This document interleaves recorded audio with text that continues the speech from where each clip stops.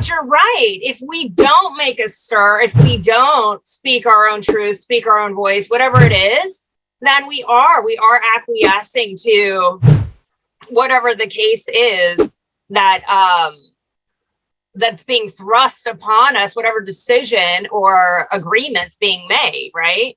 So I think it's important that we do speak up, and each one of our voices matter, and what we feel matters, what our perspective is matters.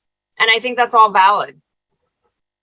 And especially for the children. You, Lauren, when did you, because it always starts with us, right? As parents, we can't teach our children if we're not aware. So when did you, like, what happened for you that had you go down this path of, I'm gonna break generational trauma? Because that's not a common conversation. No. Well, it's a long story, but I'm happy to share. My mother married a not very great guy, and so a narcissist, when I was 2. So from 2 to 12, I was in a very abusive household. And so this dysfunction, this people pleasing, I couldn't speak my own voice as a child. I couldn't, speak my own mind, all those things. And so she finally got away from him when I was 13. And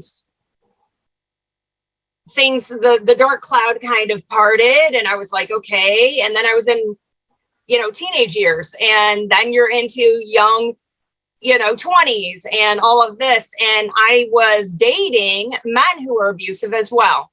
And that's because I was a kid, in that abuse and hadn't dealt with it myself. And I found myself in my young 20s as an aspiring model, and had gone to New York. And I was dating somebody who wasn't the best. And but I didn't have anybody up there. I was alone.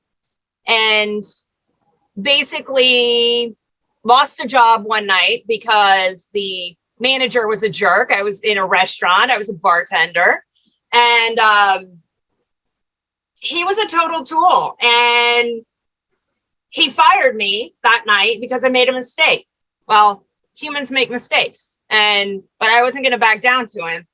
So he fired me. So I went back to the guy I was dating, and we were in an argument, and he strangled me that night. I was sitting on a bench.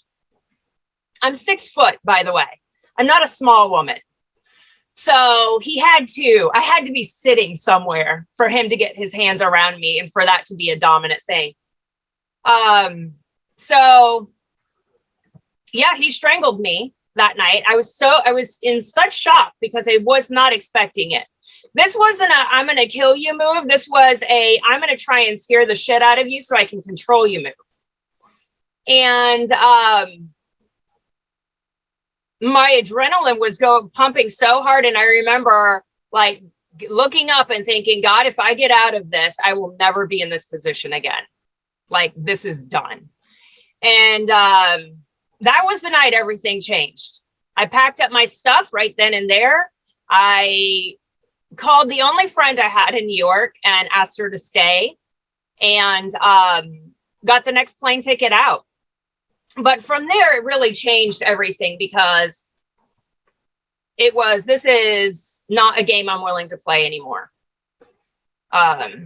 So I had to move back to Texas and deal with my own stuff, right?